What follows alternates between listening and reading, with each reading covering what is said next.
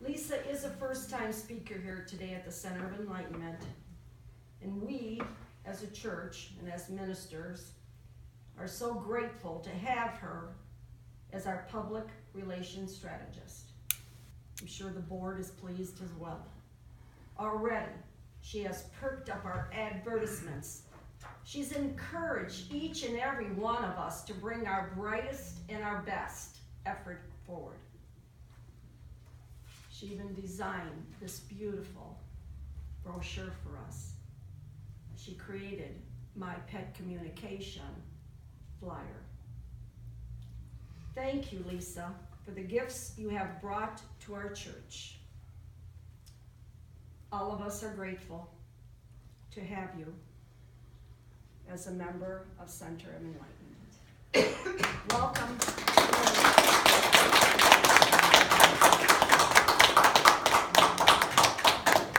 Thank you, Reverend. My pleasure. Very much. Good morning. Good morning. You all have my love and gratitude for being here today. Thank you.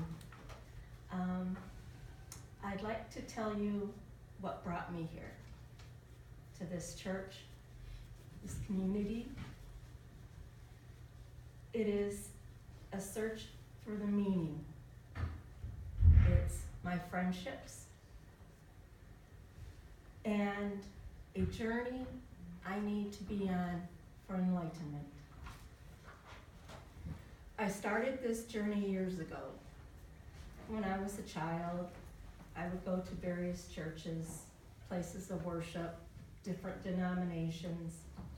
I read about ghosts and mysteries and science, and just absorbed everything as every child does. As I aged, my investigations became more sporadic. You change interests. You meet people and enjoy their interests. And life became more important in the day-to-day living. I grew up, had to pay bills, had to get a job. I moved a lot. And I found different friends that shared my interests and taught me new ones. And as I grew older, one of the things that happened was I hit a wall. I hit a wall that made me stop. It made me stop and look at my life, where I was headed, the path I was using to get there, the people in my life. And I needed that. I needed to stop. And that wall that I hit was cancer. And most of you know I was diagnosed with stage 3 breast cancer in 2007. And yes, this year is my 10-year anniversary.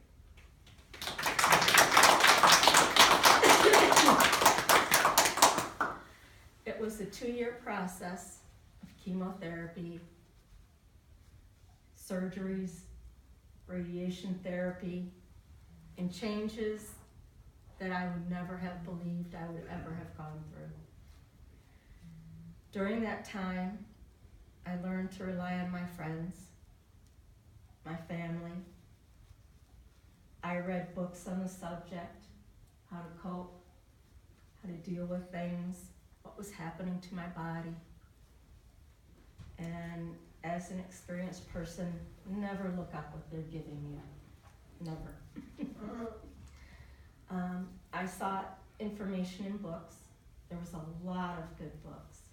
And I have to let you all know, I'm writing one. Good. I use support groups, which we have a terrific one, and the internet. I needed answers. We all need answers. That's why we're here. I had questions, and some of the questions I didn't even know I had yet. These are some of the answers I found. The first answer I needed to find was how to cope. I grew up an abused child in an alcoholic home. I had some support from other family members, but no one really could interfere. So I went back to the basics. I went back to my Al-Anon and AA days. And I went back to the 12 steps.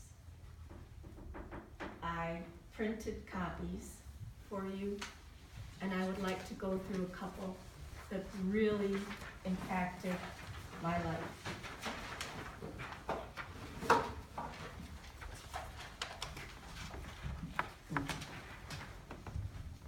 Oh, I got one, thank you. And of course, the first one is always a great place to start. We admitted we are powerless over alcohol. In my case, I said cancer. That our lives had become unmanageable. And that was all the way around. Number 2, we came to believe that a power greater than ourselves could restore us to our sanity. And there are days we don't have that we need to get it back.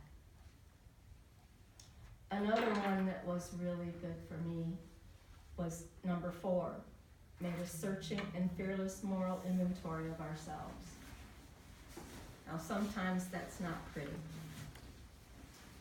but going through anything in our lives, because we've all gone through something, you need to do that. Number 7, I loved. Humbly ask Him to remove our shortcomings. And as they say here all the time, all you have to do is ask. 8, made a list of all persons we have harmed and became willing to make amends to them. That one's not easy either, but it was worth me working on.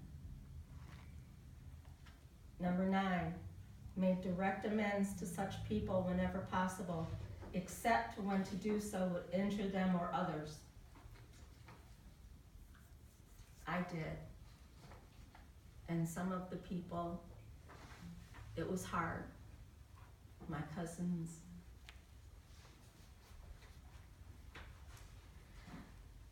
And number 11, sought through prayer and meditation, we all like that, to improve our conscious contact with God as we understand Him, praying only for knowledge of His will for us and the power to carry that out. It's all about service.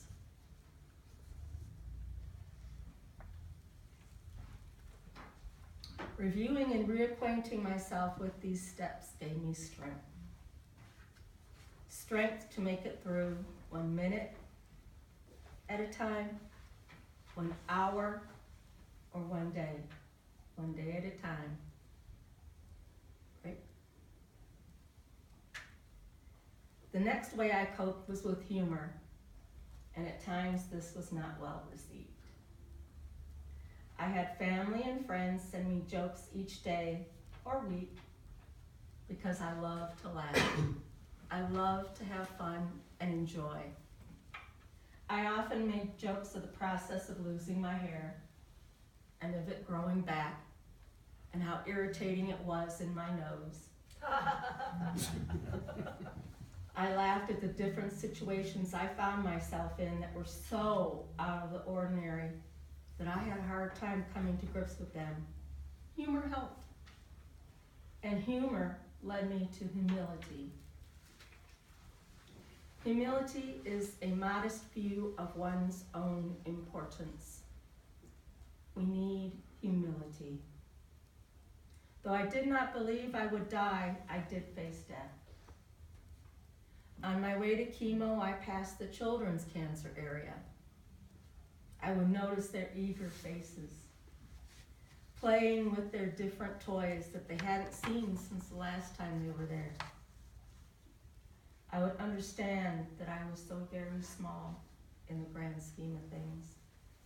Don't get me wrong, I don't think less of myself than I should. At times I do. But I understood that each of us is connected, that we all have a purpose. But I just saw things that seemed so large and that I was so small.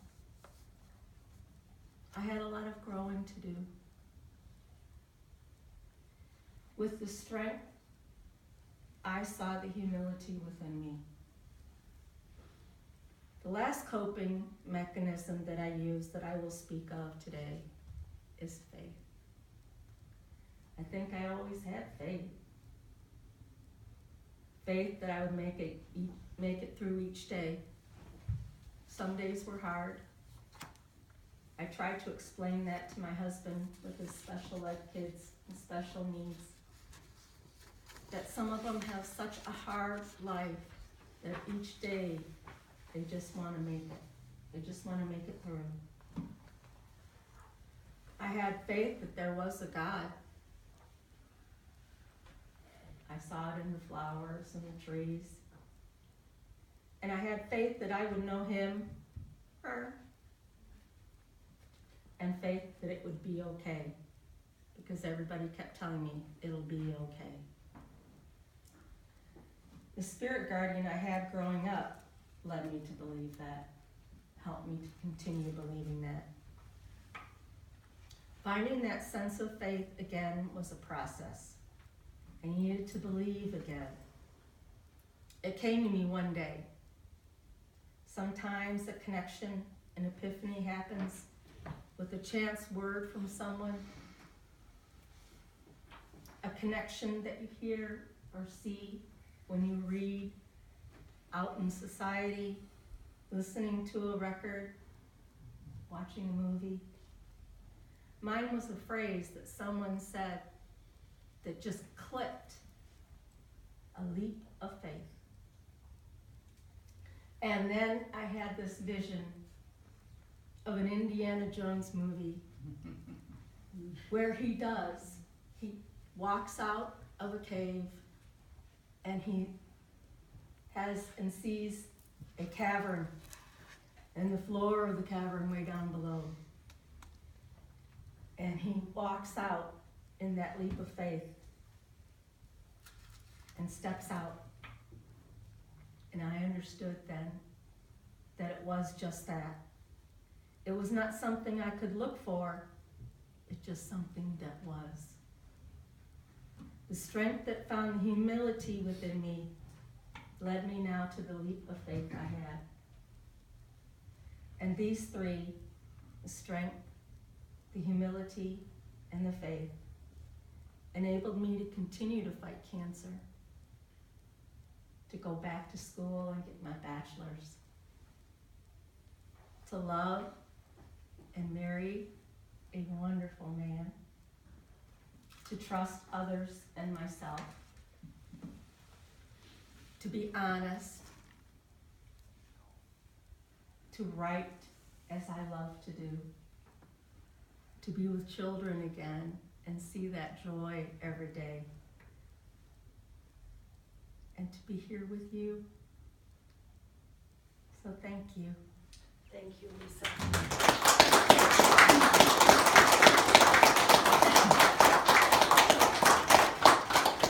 So perfect, so beautiful, so heartfelt, so honest.